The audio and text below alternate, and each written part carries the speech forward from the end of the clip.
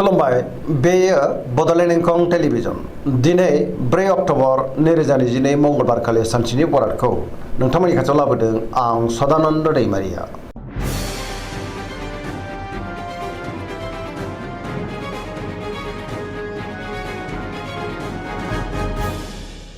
सिगां फरायनो लादों मेष राशि गिबि हांखो अ ल। दिनैनि साना जोबोर मोजां, जेरावबो गाहाम थासारि फैनो हागौ। मावनो लानाय खामानिखौ थि समावनो मावफुंनो हागोन। गोसोआ दिनै जोबोर गोजोनगोन। देहाया मोजाङै थागोन, अब्लाबो नाथाय जानाय लोंनायाव सांग्रां जानांगोन। सोरबा लोगोनिफ्राय मोजां खौरां मोननोबो हागौ। रांखावरियाव दिनै जोबोर मोजां, बेफार फालांगियावबो जोबोर मोजां। गुबुनजों अनसायजागोन। न'खराव दिनै अननानै फैगोन। बिमा बिफानि अननाय आरोफोरखौ दिनै गोरलैयैनो मोननोबो हागोन। गुबुननि गोसोखौ गोरलैयैनो बोनोबो हागोन। गोसोनि बोलोआ बांगोन। समाजाव मान मोनगोन। लाइमोनफोरा दिनै जोबोर खुसि जागोन।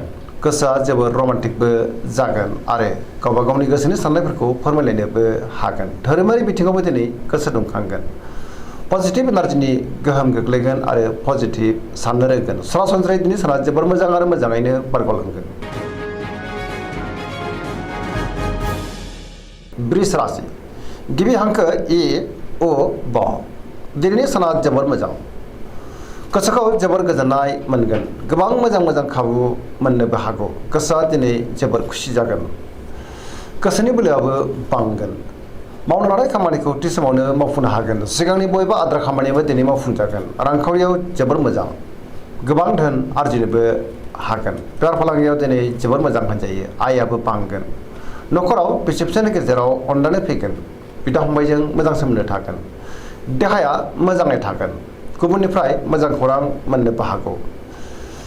जायखि खामानि मावा मानो मोनफ्रोमबो खामानिखौनो दिनै मोजाङैनो मावफुंलांनो हागोन। गोदान खामानियाव दिनै आखाइ होजेननोबो हागोन। गोसोनि साननायफ्रा जाफुंगोन। पजिटिभ साननो रोंगोन आरो गियाननि आंखाल जानाय नङा।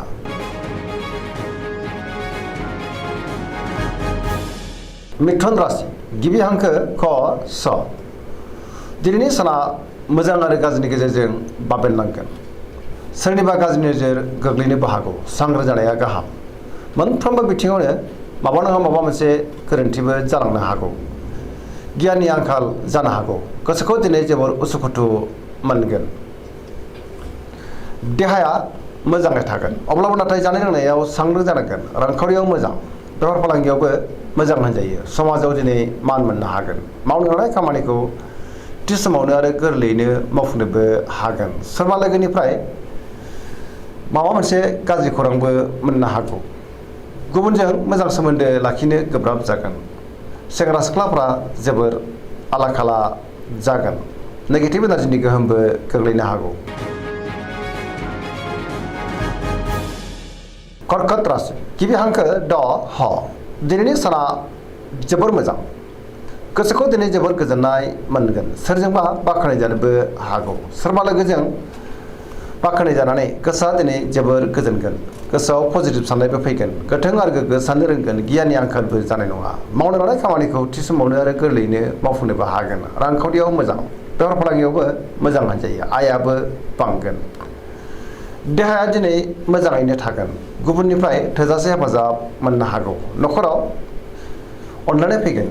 बिमा बिफानि अननाय आरोफोरखौ मोननो हागौ। समाजाव दिनै मान मोनगोन। फरायसाफ्रा दिनै फरायनायाव गोसो दुंखांगोन आरो मोजां फिथाइ मोनगोन। धोरोमारि बिथिङावबो दिनै गोसो दुंखांगोन।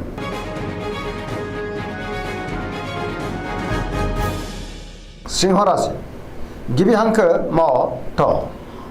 दिनैनि साना जोबोर मोजां।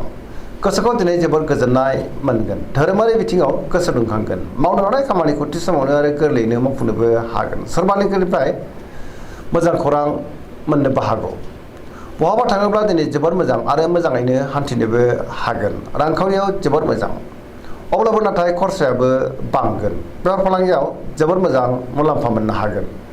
गोसोनि साननायखौ दिनै गुबुननो फोरमायनो हागोन। सोरजोंबा बाख्नाय जानोबो हागौ। न'खराव अनलायनाय फैगोन। बिदा फंबायनिफ्राय थोजासे हेफाजाब मोननोबो हागौ। समाजाव बयजोंबो मान होजागोन।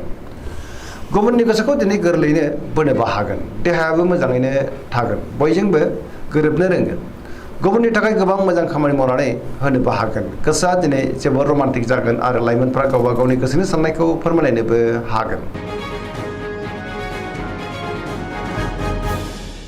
कन्या राशि गिबि हांखो प ट दिनैनि साना मोजां आरो गाज्रिनि गेजेरजों बाबेरलांगोन गोसोआव गोनो गोथो साननाय फैनो हागौ गोथों आरो गोग्गो साननो रोंनाय नङा गियाननि आंखालबो जानो हागौ रांखावरियाव मोजां अब्लाबो नाथाय खरसाया बांगोन बेफार फालांगियाव मोजां देहाया दिनै बारा मोजां थानाय नङा जानाय लोंनायाव सांग्रां जानांगोन गोबां रोखोमनि फिसा फिसा देहायारि जेंनाजों मोगा मोगि जानांनोबो हागौ नखराव दिनै अननानै फैगोन बिदा फंबायनिफ्राय हेफाजाबखौ मोननो हागोन अब्लाबो नाथाय नेगेटिभ एनार्जिनि गोहोमबो गोग्लैनो हागौ सांग्रां जानांगोन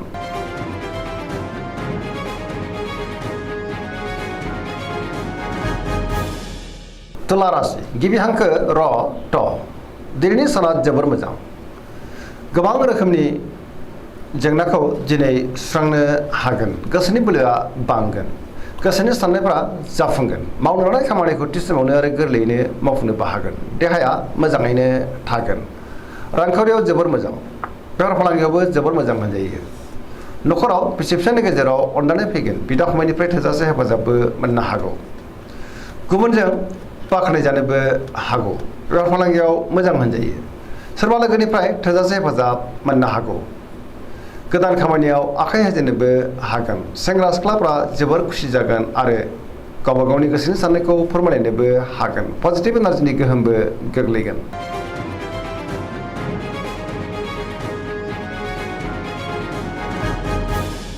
वृश्चिक राशि गिबि हांखो न स दिनैनि साना जोबोर मोजां समाजाव दिनै लोगो लेवा बांगोन गोबां मुंदांखा सुबुंजों लोगो मोनज्लायनोबो हागौ गोसोआव पजिटिभ साननाय फैगोन गोथों आरो गोग्गो साननो रोंगोन गियाननि आंखाल जानाय नङा सोरबा गोजाम लोगोजों बहाबा लोगो मोननानै गोसोखौ दिनै जोबोर गोजोननाय मोनगोन मावनो लानाय खामानिखौ थि समावनो आरो गोरलैयैनो मावफुंनोबो हागोन बहानिफ्रायबा मोजां खौरां फैनोबो हागौ गोसोनि साननायफ्रा मोगथाङाव जाफुंगोन गोसोनि बोलोआबो बांगोन गावनि गोसोनि साननायखौ दिनै गुबुननो फोरमायनो हागोन गुबुननि थाखाय गोबां मोजां खामानि मावनानै गोसोआ दिनै जोबोर गोजोनगोन रांखावरियाव जोबोर मोजां बेफार फालांगियावबो दिनै जोबोर मोजां देहायाबो मोजाङैनो थागोन अब्लाबो नाथाय जानाय लोंनायाव सांग्रां जानाया गाहाम लाइमोनफोरनि गोसोआ दिनै जोबोर रमान्टिक जागोन आरो गावबा गावनि गोसोनि साननायखौ फोरमायलायनोबो हागोन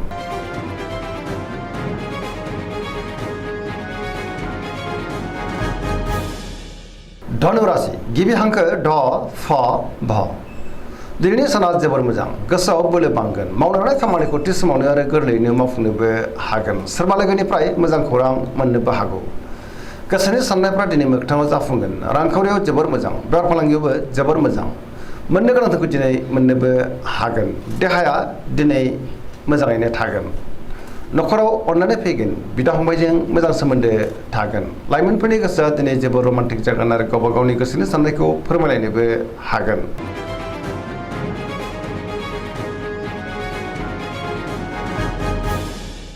मकर राशि गिबि हांखो ख ज दिनैनि साना जोबोर मोजां गोसोनि साननाया जाफुंगोन मावनो लानाय खामानिखौ थि समावनो आरो गोरलैयैनो मावफुंनोबो हागोन रांखावरियाव जोबोर मोजां बेफार फालांगियावबो जोबोर मोजां आयाबो बांगोन गुबुननि थाखाय गोबां मोजां खामानि मावनानै होनोबो हागोन सोरजोंबा बाख्नाय जानोबो हागौ गोथों आरो गोग्गो साननो रोंगोन पजिटिभ साननो रोंगोन गियाननि आंखाल जानाय नङा पजिटिभ एनार्जिनि गोहोमबो गोग्लैगोन नखराव दिनै अननानै फैगोन बिदा फंबायजों मोजां सोमोन्दो थागोन सेंग्रा सिख्लाफ्रा गावबा गावनि गोसोनि साननायखौ फोरमायलायनो हागोन आरो गोसोआ दिनै जोबोर रमान्टिक जागोन फरायसाफ्रा दिनै फरायनायाव गोसो दुंखांगोन आरो मोजां फिथाइ मोनगोन धोरोमारि बिथिङावबो दिनै गोसो दुंखांगोन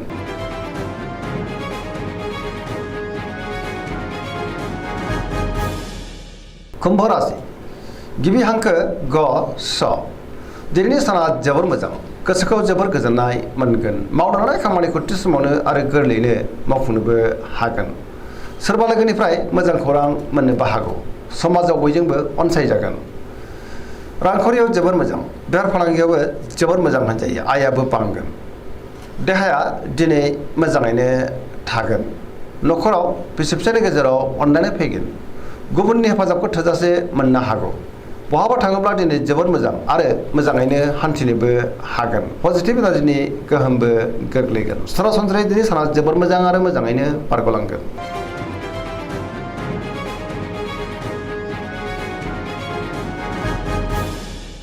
मीन राशि गिबि हांखो द स दिनैनि साना जोबोर मोजां गुबुननि थाखाय गोबां मोजां खामानि मावनानै होनोबो हागोन गोसोआव पजिटिभ साननाय फैगोन गोथों आरो गोग्गो साननो रोंगोन गियाननि आंखाल जानाय नङा गावनि गोसोनि साननायखौ दिनै गुबुननो फोरमायनो हागोन आरो गुबुननि थाखाय गोबां मोजां खामानि मावनानै होनोबो हागोन देहाया मोजाङैनो थागोन रांखावरियाव मोजां बेफार फालांगियावबो मोजां आयाबो बांगोन सोरजोंबा बाख्नायजानो हागौ सोरबा गोजाम लोगोजों बहाबा लोगो मोननानै गोसोखौ दिनै जोबोर गोजोननायबो मोनगोन सेंग्रा सिख्लाफ्रा जोबोर रमान्टिक जागोन आरो गावबा गावनि गोसोनि साननायखौ फोरमायलायनोबो हागोन फरायसाफ्रा दिनै फरायनायाव गोसो दुंखांगोन आरो मोजां फिथाइ मोनगोन सरासनस्रायै दिनै साना जोबोर मोजां आरो मोजाङैनो बारग'लांगोन दिनैनि राशि फरायनाया एसेनोसै जोबनायाव बेखौनो खावलायो जाहाथे नोंथांमोना सानफ्रोमबो जोंनि बे बड'लेण्ड इंखं टेलिभिजनखौ नायबाय थायो आरो साबस्क्राइब खालामो लोगोसे लाइक खालामो आरो शेयार खालामो एसेनोसै गोजोन्थों।